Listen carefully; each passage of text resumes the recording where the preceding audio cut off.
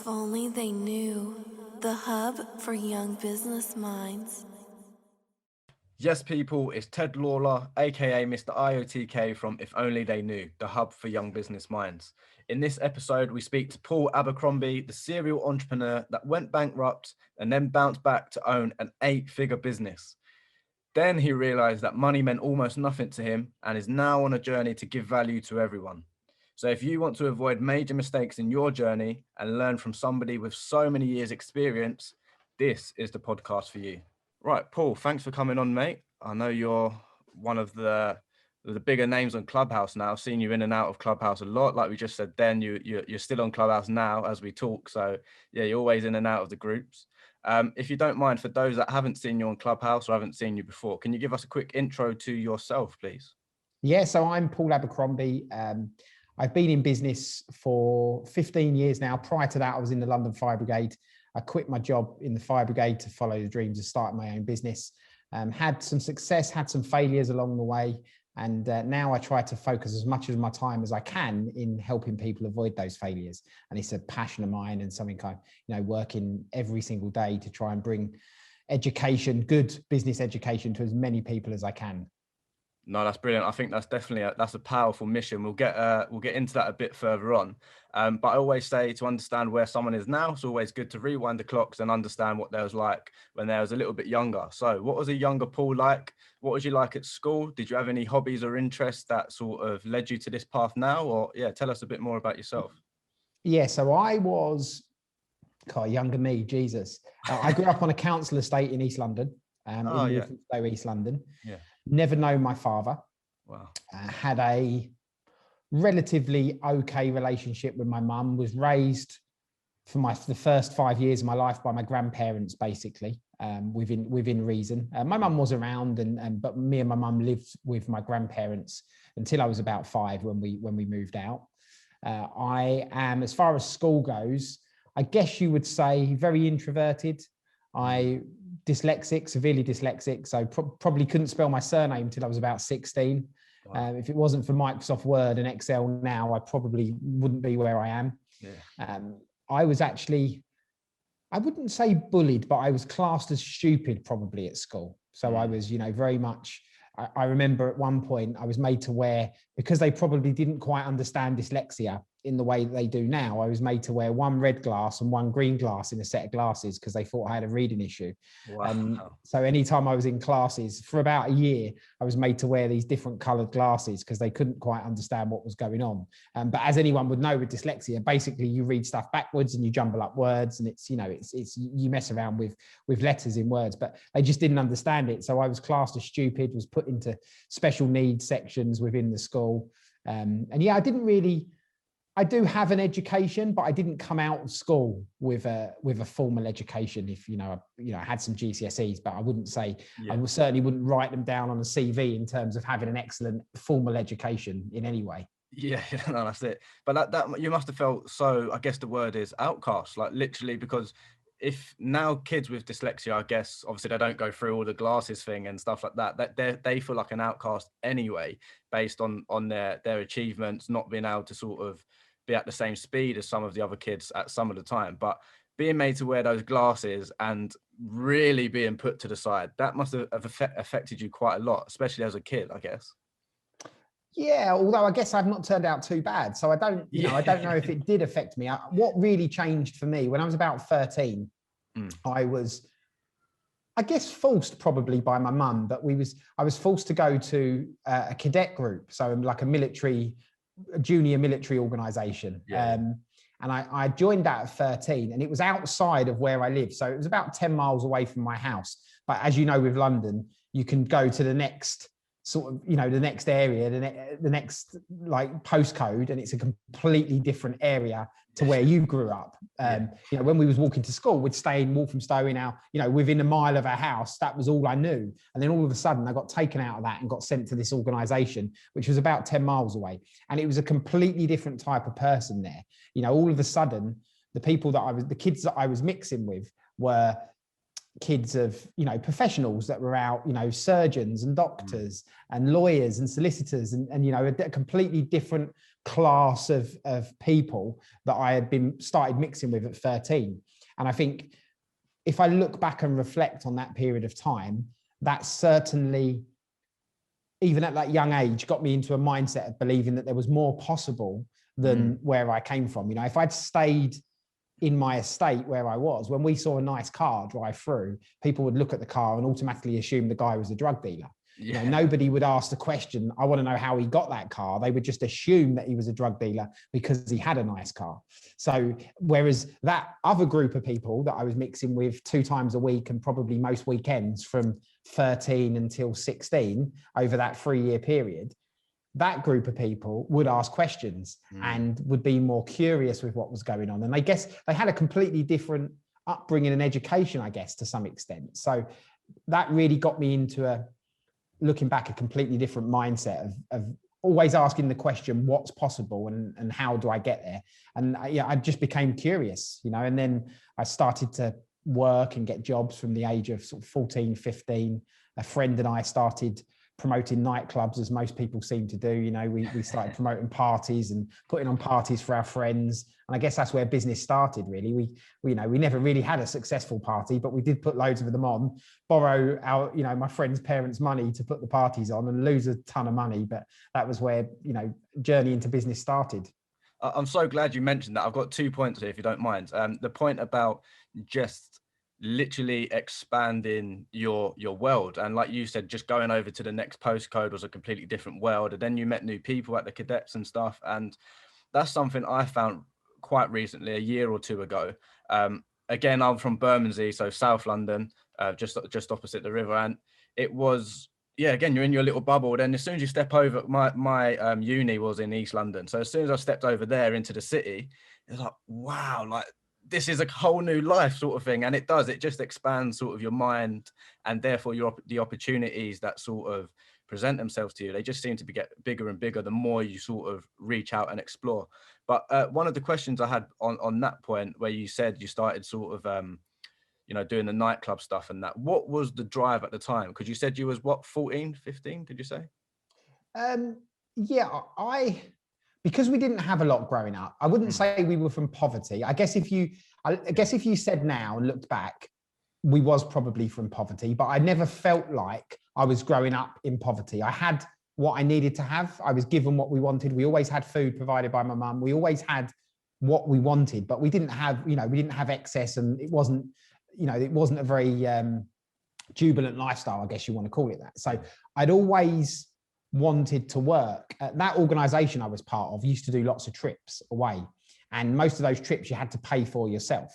So I think probably 14, I started stacking shelves in the local newsagents, you know, sorting out their magazine shelves and moving magazines to the front, and, you know, arranging the food in date order. And it was like one of these corner shops where it's a bit of a newsagent post office altogether, you know, one of those types of shops.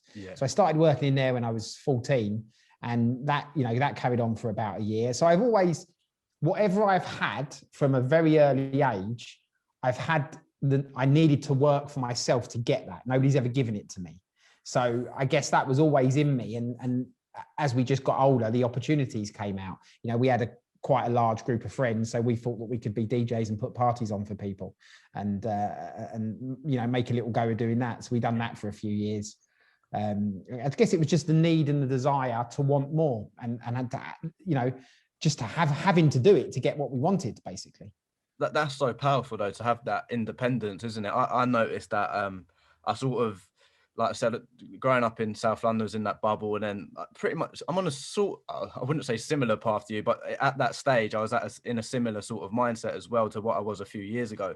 Just I knew that if I wanted to get something, I had to go and get it myself. No one was going to come and say, oh yeah, that car you wanted, oh yeah, mate, you can have it, sort of thing. Like, it's literally about working for those opportunities. So on that point, what would you say now to the kids around my age, like the early 20s, late teens? What would you say to them? Because surely, if I'm right, there's so many more opportunities for them now, given that they've got the world in their fingertips in the form of an iPhone or an Android. Yeah, but I also think that's slightly dangerous now, because there's so many options. There's so many things that you could choose to do. And you know, back then I didn't have social media, so we judged ourselves against nobody. You judge yourself against you. Now, you know, I believe that people now, especially younger people, and I've seen this quite a lot, they expect to drop the seed today and have the tree tomorrow. And it's because they see that on Instagram, on social media, and they believe that it's instant results. But, you know, my journey in business, I lost money and was a complete disaster for 10 years. You know, it took me 10 years to work out what I was doing. And we had success, failure, but that was a 10-year journey. It didn't happen overnight. So my one piece of advice to anybody is, yes, there's a wealth of information out there, but I would pick one course and follow that until you've mastered it and you've started to achieve results, and judge yourself against you. Don't judge yourself against anybody else. Set a goal, go for it, and judge yourself against yourself only and not somebody else. You know, don't believe everything you see on Instagram, on social media, because, you know, you can be chasing those shiny pennies for years and you'd never catch them. No, thank you for that. That's a great piece of advice. So how did you get to where you are now then? So you was doing the nightclub stuff at a very young age, and it seemed to be going quite well from what you said. You seemed sort of quite excited about it looking back now. So how did you go from there to where you are now? So because I'd come from a military organization, from that cadet organization, and my granddad was from the military as well. So I was always disciplined, I guess. It was within the family a little bit. I joined the London Fire Brigade so I was 18 when I joined. The youngest possible age you could join the Fire Brigade was 18. So I joined the Fire Brigade at 18. A lot of firemen had part-time jobs. Yeah. Well, almost every single fireman has a secondary employment of some sort, they officially call it. So I did at the time. When I first joined the Fire Brigade, it was DJing. So I was, I'd made a bit of a name for myself in the UK, firstly UK garage and then the UK funky house scene, and was doing relatively well. You know, DJing basically paid for my wedding, went a long way to paying for our first house. Wow. That me and my wife bought, and that was off the back of DJing, and it reached a point where I was doing 5 nights a week really with DJing, as well as then doing 2 nights a week on duty in the Fire Brigade. So you do 2 day shifts, 2 night shifts, and you have time off basically. And then what happened was we got married, and we went on honeymoon, and we sat down, and my wife basically said to me, and she never said to me, but the conversation went along the lines that the lifestyle that we was living from the DJing, and from, because we was playing all over the UK. We was doing quite well with the DJing and playing, getting lots of gigs, and we was doing stuff abroad as well. She said, we wanted children, and she said, it's not the lifestyle that we can, that we can sustain. And I get that, there's only so long you can be the 18-year-old for, isn't there? As you grow into adulthood. You must have been so gutted though. Well, yeah. So we literally sat on a beach, and we was lucky enough that my wife had a very good job. She worked for a UK investment bank, or a bank in the UK, and she as an analyst. So she was relatively well paid. So we said, look, what shall I do? What can I do? And I remember sitting there just toying through lots of different business ideas on the beach in the Maldives while we was on our honeymoon. And it was all sorts of stuff, an IT shop, a coffee shop. There was all sorts of stuff coming up. Back then, it wasn't like now where, there's an abundance of information. You've literally just you had to think about what you was going to do. And most of it was like a bricks and mortar business. You was going to open a shop or open something on a high street or do something there was no digital marketing really. It was just, let's open a business. Yeah. So we just sat and spoke about what we would do. Never really came to a decision. I got back from the honeymoon, went to the fire station, started talking to all the guys at work. And what I realized was they were all tradesmen. So they were all plumbers, electricians, carpenters in some form, builders. They was tradesmen, but yet they wasn't really that organized. So I positioned myself as the organizer of the group and went out and found them work, but took that work on as my own and gave them the work. So without really trying, a maintenance company popped up, and we were doing lots of maintenance, and firemen were really conscientious. So, they because of their job, we was always conscientious. We always done a good job. We always got repetitive work.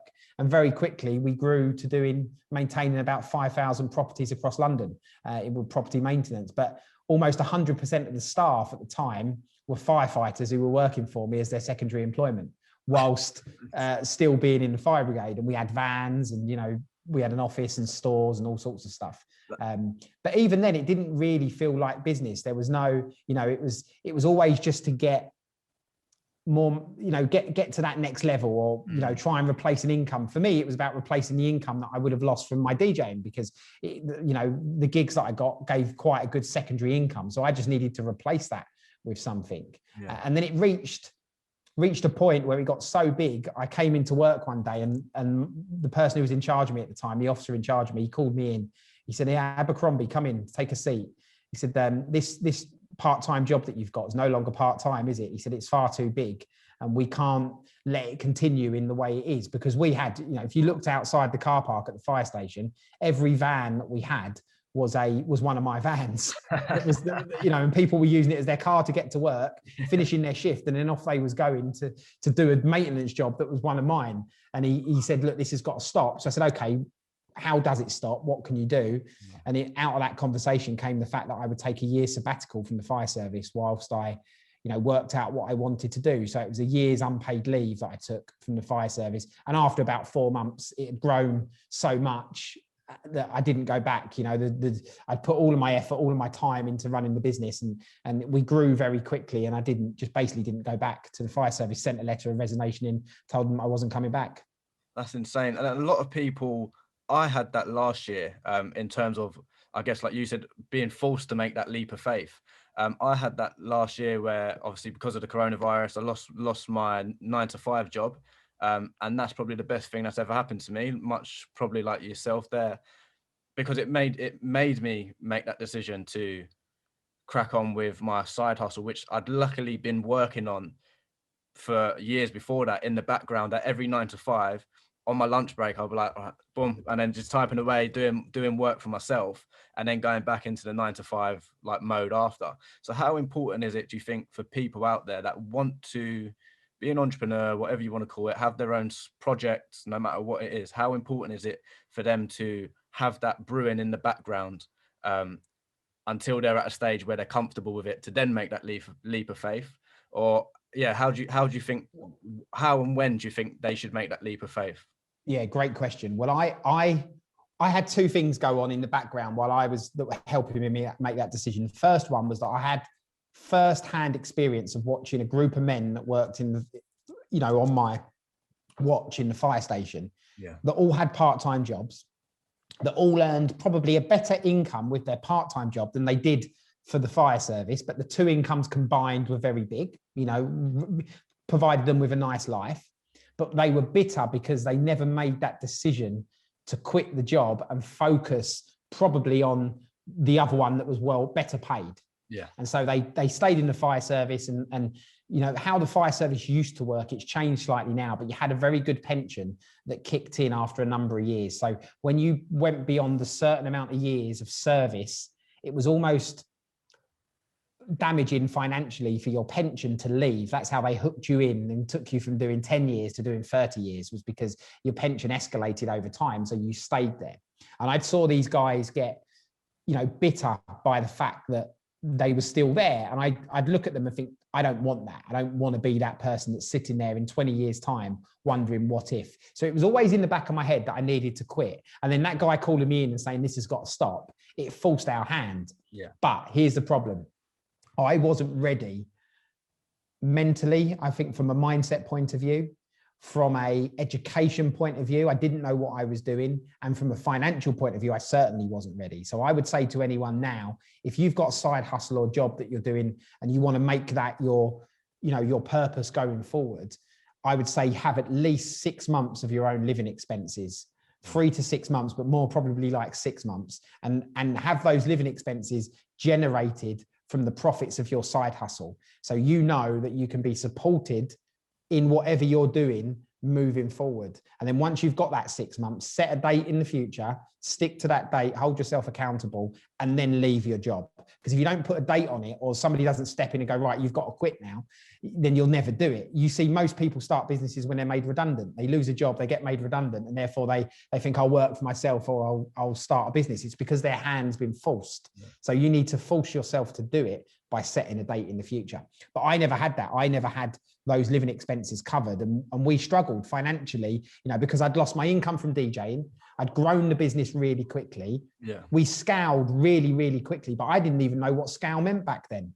I had to Google VAT. I didn't know any of the stuff what I would consider the basics of being in business. That was never taught to me at school. I never had any form of financial literacy. I never got, didn't know anything, didn't know how to do a tax return, didn't know any of the administration stuff that you're supposed to have. And all of a sudden I was classing myself as a CEO, as a director of a company and employing people without the knowledge of how to do that. And it backfired to me. That business failed about 2 years after I left the fire service.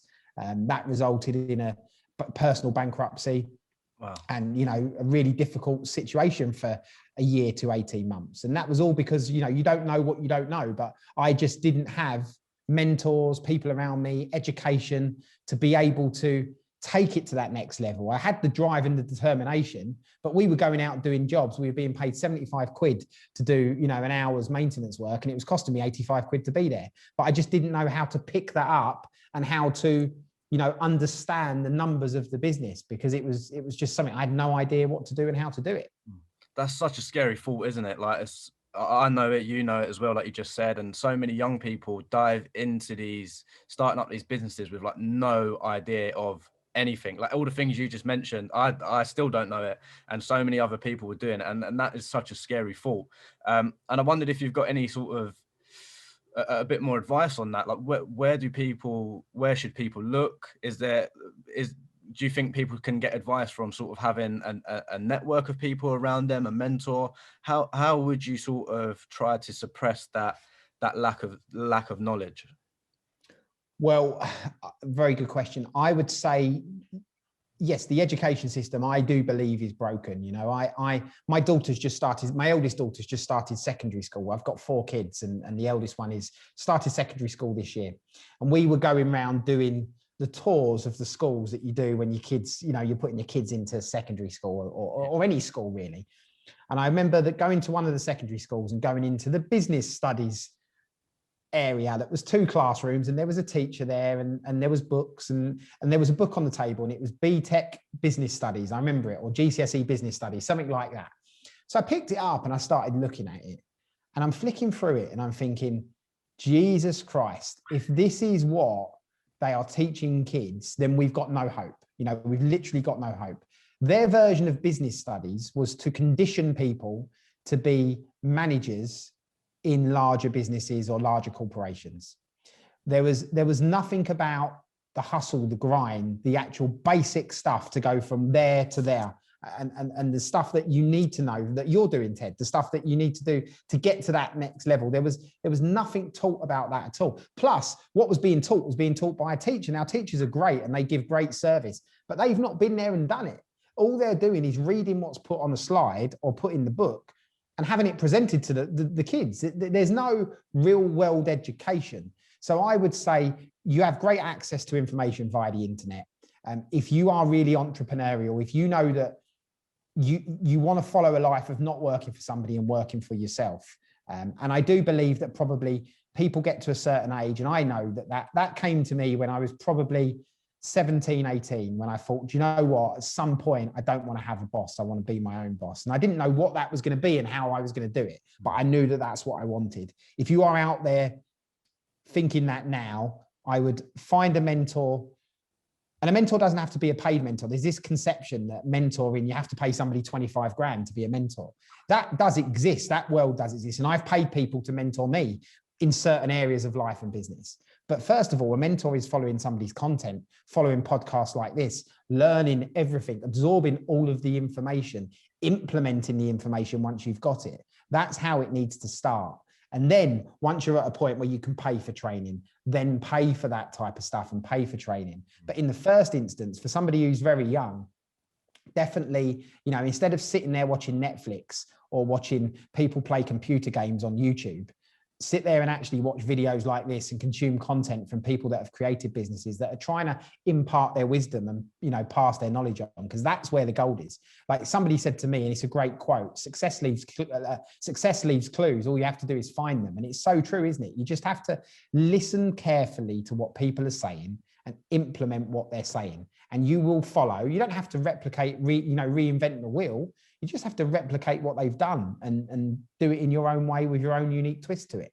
Yeah, no, thank you for that. And it is so true. Like when you look at most of the successful people, you can, like you said, you start noticing similar patterns and similar strategies, similar processes. And you're like, okay, this is how, on average, this is how most people must do it. Then you start getting involved in that. Then you say, okay, I understand how they're doing it, but what are the specifics? How do I do this part of it? How do I do that? And then you slowly take step by step by step.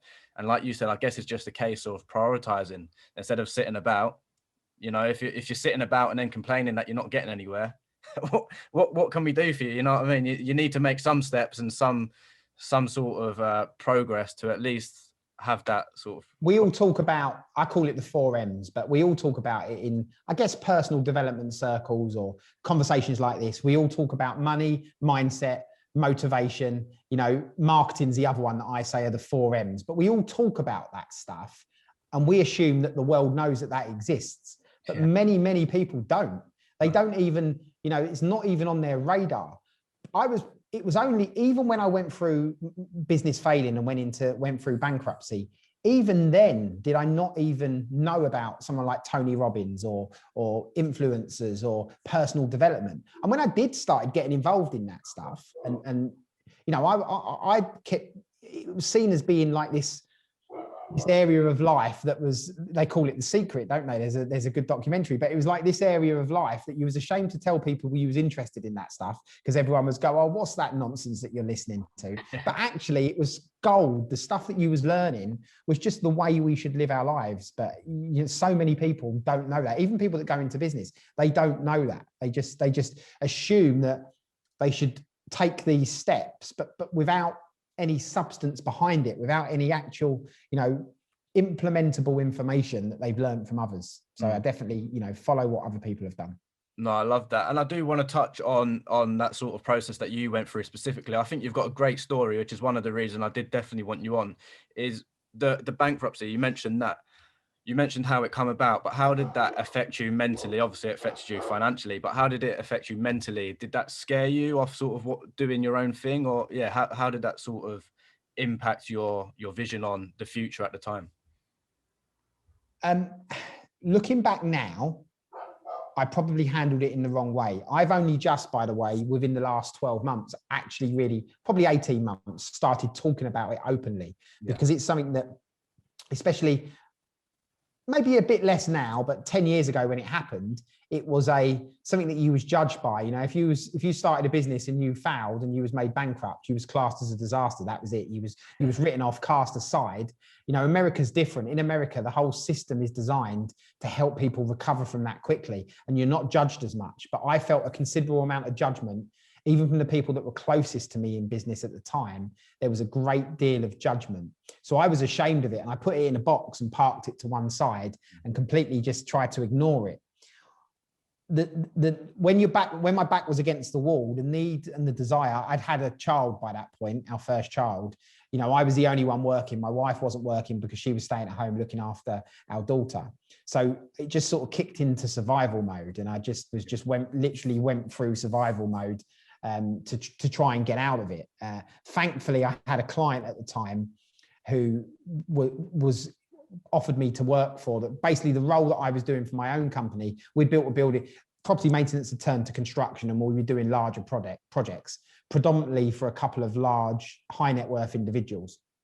And when it happened, one of them found out and said to me, look, why don't you come and work for us and run all of our projects, because you're good at that. That's what you like doing. So come and run our projects for us. So in that key period of 18 months, whilst I was recovering, I'm very thankful. And that guy is a lifelong friend to this day, that he gave me that olive branch to take and allowed me to get stuff back in order and try and get out of it. But it was something I was ashamed of. And I've only really started talking about it in the last 18 months, because I do believe now there's lessons for people to learn. And part of my journey of becoming a speaker, becoming somebody that can influence others, becoming somebody who can, help people in business, I think it's essential that I talk about that. We just don't talk about the good times. We talk about all of the, the bad stuff we go through, because I don't believe business is glamorous in any way. It's hard work. And it's full of ups and downs. So that's why only now am I just really coming out and talking about it. No, that's it. And I think, you're so right. It's so important to show specifically young people as well. Like, look, you might make mistakes. Like, you're actually entering the real world, and it's something I've only just started to sort of comprehend. Like, okay, the world is real. Like, if I do mess up, there will be consequences. They may not be drastic, but they may be drastic, and it may, like you said, you may end up being bankrupt, or you may end up in an even worse situation. So it is so important for people like yourself to share that message. But there is a positive side to it, because you then went on to build a eight figure business. Is that right? Yeah. So off the back of that, I looked quite hard at myself. I actually worked out what I didn't know was what I didn't know, and got some education, surrounded myself with some good people, got in and around a good network of people. And very quickly, we built I ended up buying for £1 an architect's practice. Because I was in construction, I knew of an architect's practice. We'd done some work with them, and they entered into some financial difficulty. So we knew I was aware of what was going on, and I was put in a position where I could buy that business for £1. They had 14 staff at that time, and some debt. So we took on the debt, bought it for £1, and over a period of 2.5 years, grew it into being Barclays' fastest growing business in the UK, 2 years in a row. We went up to 120 employees, was turning over £26 million a year in fees, professional fees coming into us, operating out of 4 different offices around the world. So we grew quite quickly, but that was driven by the idea and the understanding that even the failure wasn't that bad. Yeah. So because I'd been through the failure, because I'd overcome the failure, it almost gave me, which is not great now, but it almost at the time gave me like a superhero complex, where you just believed that you could get out of any situation regardless of what happened. And so we took risks, we grew very quickly. I probably wouldn't have achieved that or done that if it wasn't for that bankruptcy and that difficult situation, because it did give me just a sheer underlying belief that anything was possible. That must be such a powerful feeling to have, though, because I've sort of had that only for like a moment of like a day or two, where you just feel like invincible. Something's happened, you've bounced back, and you're like, right, let's have it. Like, you almost want to go and do more just to test that boundary, test that superhero power that you said you had. So that is powerful. But then how long did you was you in that world of just almost, I guess, being at the top? Was it a matter of how many years was it? So we were doing that I'd done that for 4.5 years. What happened in the end was I became a horrible person. Like you see, the only way I can describe it is, we all know stereotypical businessmen that get divorced, that, their personal life's in tatters, but they appear to have a great business on the outside. Yeah. Usually it's because they put 100% of their effort into their business and forget about everything else. And they're just so determined that the business comes first. And I fell into that mindset. On the outside of things, you would look at me and think, what a great life this guy's got. He was flying around the world, first class to different offices. We were building some really, really big keynote projects, huge houses, big hotels, stuff that was, work that anybody in the construction industry and in that sector would want to get. We had a black book of clients that consisted of royal monarchs to billionaires, and we were doing work for them, and it was great. We was doing some really, really good and notable work. But I believed at the time that me going to work was my way of providing for my family. But actually what was happening in the background is I was going in one direction and the family were going in an opposite direction. My life was going to lovely hotels and having lunch in Michelin star restaurants every day. And my wife's, daily routine was getting up, taking the kids to school and staying in our local village. So we was in two completely different worlds, and I couldn't correlate the two together. So I'd become, when I got home, I wouldn't want to talk to my wife. I was frustrated every time she'd question me. I was stroppy. I'd go out at 6 a.m, come back at 11, 12 o'clock at night, probably even later, because I'd been out with a client and I was entertaining the client. Yeah. And one day, basically, my wife sat me down and said, look, this isn't working. You're an idiot. This isn't working. Something's got to change. And when I actually really looked at myself, all of the stuff that we all speak about openly, like burnout, overwhelm, all that stuff I was experiencing. I just didn't know how to label it, how to call it overwhelm, how to call it burnout. I was just working my nuts off as much as I could all of the time, and just was super busy. Had somebody driving me around all the time. We had a chauffeur, a car that would drive me around, and I was doing back-to-back meetings to the airport, flying off to another office, project meetings, coming back. It was absolute carnage and disarray. I would just, at the time, I labeled myself as super busy, but all of the stuff that, burnout, overwhelm, all of that stuff that we speak about and you hear spoken about now on social media, I was going through exactly that. And the business was the reason why. I didn't have a purpose. I built this business and the business sort of took over. My goal was growth. I was just going for they say that turnover is vanity and profit is sanity, but it's so true. I was just going, in the construction industry specifically at that time, you were judged by the turnover, the size of your business. Whenever you came into contact with other business leaders or, entrepreneurs, they would say, oh, what's your turnover? That'd be the first question you would ask. So I was driven by getting this huge turnover to say, oh yeah, we're doing 20 million a year turnover or 10 million a year turnover, because that's how you felt that you was being judged. Yeah. But actually, none of the systems, the processes were put in place, and all of that was just causing complete and utter chaos. And deep down, I didn't actually want to be there. I built this business and it was great, and financially it was great. But one day, when my wife sat me down and said, look, this isn't working, and I took a cold look at myself. I came from a broken home and I started business to ensure my kids had a better upbringing than I had. That was the underlying reason why I was trying to do what I was doing. And I didn't want our home to be broken. So I said, what has got to change here? And actually, when I started doing the whole personal development stuff and going on that journey, it was passion and purpose. That was it. What was my passion and my purpose? If money was no object and I could spend all day, every day doing one thing, what would it be? And I couldn't say that on the top 10 of that list was me going into my office and running my business. Anywhere could I say that? That I don't know how that's made me feel. That's made me feel, I don't know, almost quite scared, because it's such a powerful story. But the first thing I'm thinking when you're saying it is like, do young people that want to be successful in business, do they almost have to go through that, or is there a way to avoid it? Because that was what triggered your retirement plans, isn't it? That's when you said, I'm going to focus on my passion, my purpose, rather than... Listen, I say I'm retired, but I wouldn't say I am.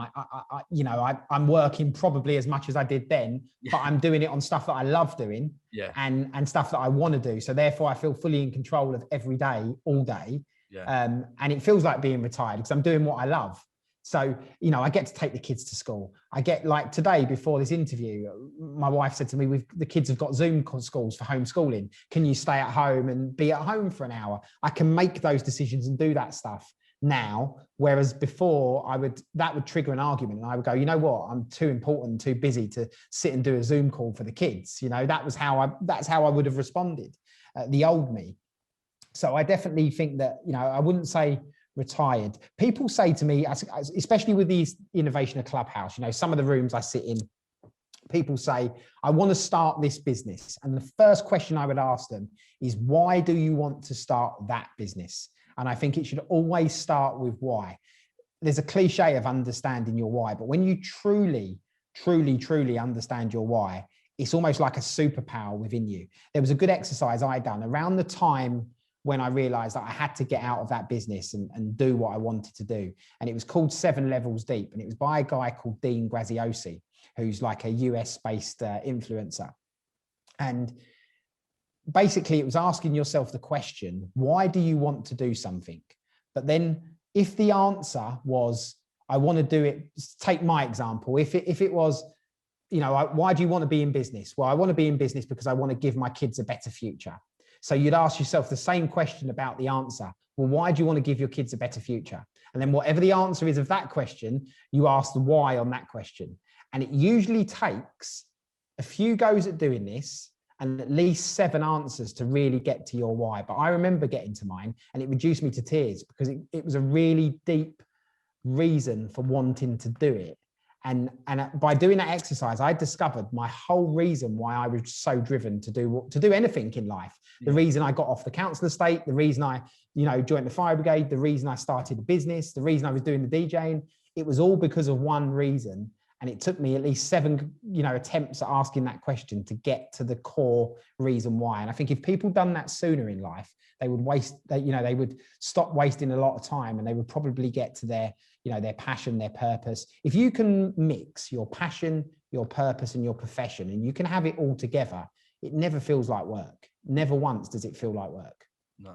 So is that's the way then to avoid what you went through, that sort of, that complete sort of skyrocketing in the wrong direction. That's perhaps the way to sort of avoid that then, isn't it?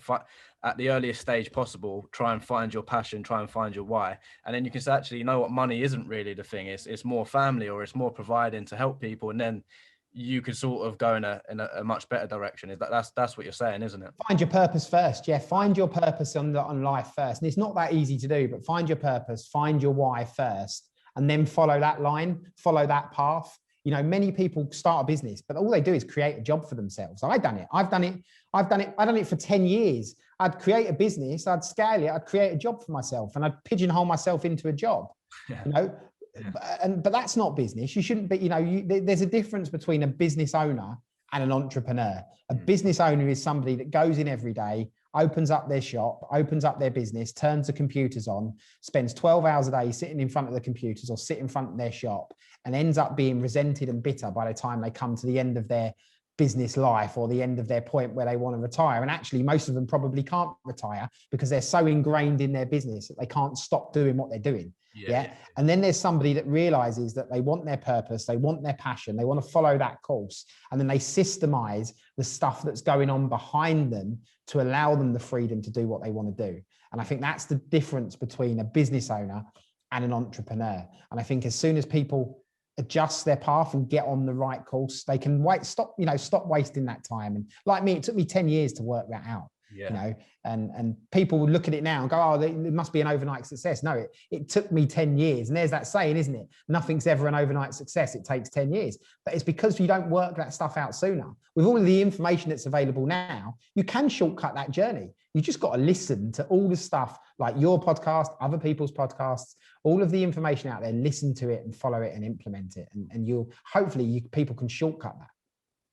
So is it okay then to chase money, in your opinions, for those that have done that purpose thing and they might be struggling a bit and saying, well, or do you think that doing that that process of trying to find your purpose, do you think that may never actually lead to money overall if you keep doing it the right way? Do you think that will ever lead to, oh, my passion is money? Or do you think if they do that, it will never be money? So they need to do that first? Or do you think money I would say it depends on someone's circumstances. Yeah, I would say that listen, if your back's against the wall and you need money, then you need to chase the money. You need to follow you need to do something to get you the money. It's all well and good saying that I should follow my purpose, but if your purpose isn't paying you anything, then it's not viable, is it? So you need to mix your purpose and your profession with a viable business model that keeps it all in balance and works for you, first of all. But yeah, initially people might have to follow the money. I followed the money. That was my sole reason for being in business, was following the money. Eventually, though, you wake up and realize I'm not that happy. Something's gone wrong. What's gone wrong? Because you can have all the money in the world. you know, and I didn't by any stretch of the imagination, but what I did know is I didn't feel happy, no matter how much money I earned, no matter what holiday we went on, how nice that holiday was, you know, what house we bought, what car we drove. I was always wanting something else. And what that actual want was I wanted my purpose in life. I wanted to try and follow, you know, find a mission for myself to follow.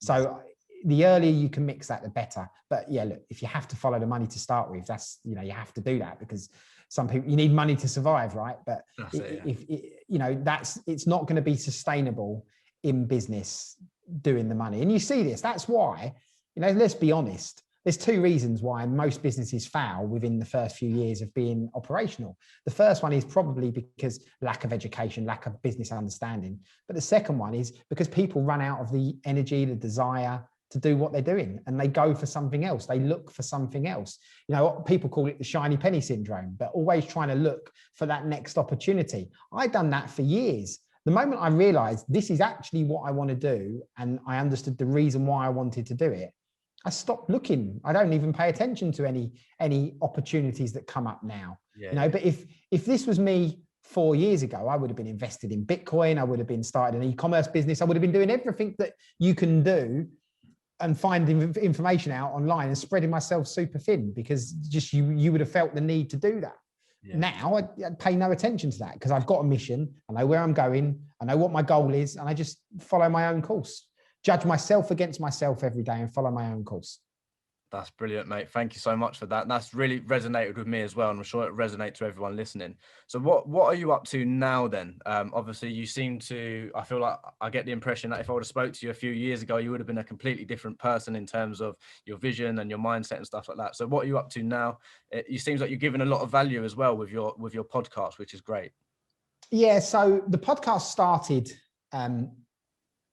firstly, I'd been in business for many years, but I had no social media presence at all because I didn't need it. It wasn't something that my generation, I wouldn't say I'm the generation of social media, like I'm nearly 40, right? So it wasn't something that we grew up as kids with. You know, I probably didn't get a mobile phone until 14, 15, you know, whereas like my 8-year-old has a mobile phone now. So it wasn't something that was ingrained into me. And because of that, all of my business was B2B, business to business. So we were finding clients, I was networking with clients, and I was basically doing all the stuff you should now do on social media, but I was doing it in live environments and finding clients.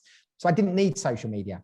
So when I decided, right, okay, I'm here on this planet to serve, I have a lot of knowledge from my failures, from my experiences over 15 years. And nobody helped me when I started my first business. Nobody gave me the support, the understanding, you know, everybody judged me when I failed. There was nobody there to really go, come on, this is how you should do it.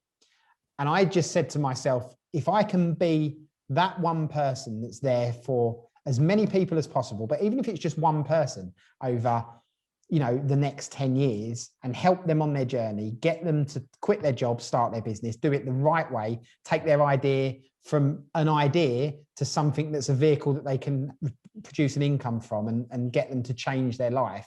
If I can direct somebody on that course, that would make me a very happy person. So that was my mission. It's to help as many people as I can start and scale a business the right way by avoiding the mistakes I made. And so the first step of getting that story out there was me starting a podcast. And it was just, you know, we're up to episode 52, 53, something like that. And up until now, I've had no guests. It's been me just talking my wisdom to a microphone and nobody in the room. And I hope that people are finding it valuable and listening to it and taking lessons from it. We're getting a bit more organized now and a bit more structure. We're starting to build a bit of a personal brand. I'm doing stuff like Clubhouse and now we're starting to, I've got a team of people with me that are doing other social media platforms as well. And we're trying to do the stuff that we should do, build a personal brand. And I'm just on a mission now to help as many people as I can avoid those mistakes. I have some other business interests that I'm still involved with from a few years ago, which is fortunate enough to be able to allow me to spend time creating content, you know, doing stuff like this. And because I'm, you know, financially, I'm being looked after by my other businesses that I have. We have a co-working and serviced office space. So where we have about 100,000 square foot of commercial office space where we sublet to other tenants. So, you know, financially that looks after me on a day-to-day basis and allows me to just focus my time on producing the content. The plan is also to put an educational platform together whereby people can get access to the right information at a relatively low cost. I think the problem is with business education. So you've got standard formal education, which is no good. And then you've got business education, which I personally believe is still relatively expensive.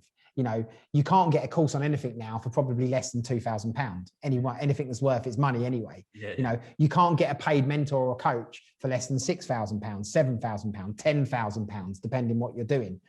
And so I want to make that, my mission is to make those services available to the people that need them for as relatively low barrier to entry as possible. So we can actually try to get the right education to the right people that want it, you know, in a mechanism that works for them. So that's what I'm working on in the background. We have an app that we're developing that we can try and push stuff out. And you know, an education platform, a system, you know, if you're producing an online course and it's £2,000, why can't you sell that to somebody for 50 quid?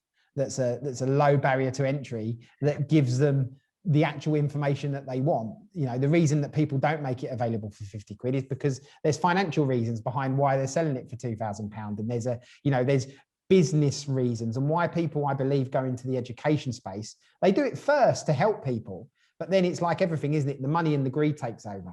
And, you know, they have to have a funnel and they have to move people from an education course into a mastermind and into this and into paid coaching. And it's about the financial goals as they go through their business journey. Whereas I just want to make it available to as many people as I can and help and inspire as many people as I can with the lessons that I've learned over the 15 years. Brilliant, mate. That's amazing. I think the world definitely needs more people like you, whether you realize it or not, especially as like a young person starting their journey. I'll definitely be looking up to people like yourself. I was going to say pretty much, but definitely changing the game for everyone that's up and coming, and as well as those sort of already in the middle of their journey. So I'd like to say thank you for that. And thank you for coming on. My last hard hitting question, you've pretty much touched on it. So yeah, I'll ask you anyway, just so you can sort of wrap it up in a nutshell. But what do you want your legacy to be? You've definitely touched on it, but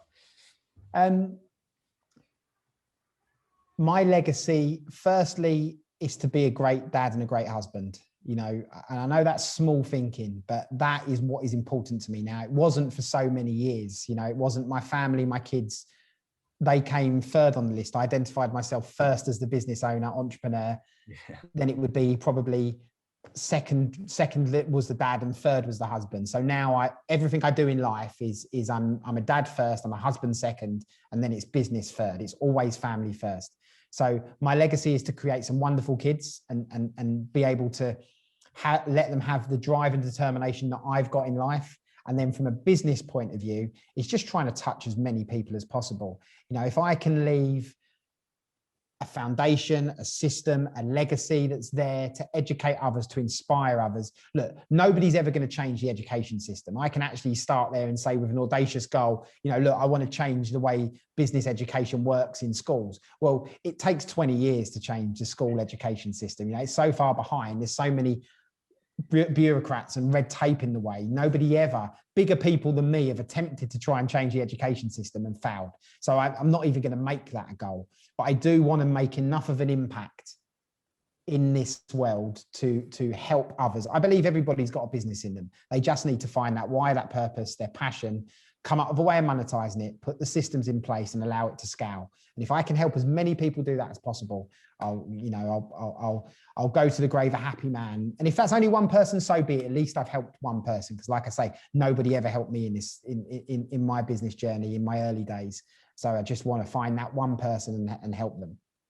Brilliant. That's powerful stuff, mate. The floor's now yours for perhaps that one person that will sort of take you up on that offer. Where can people find out more about yourself? Get involved.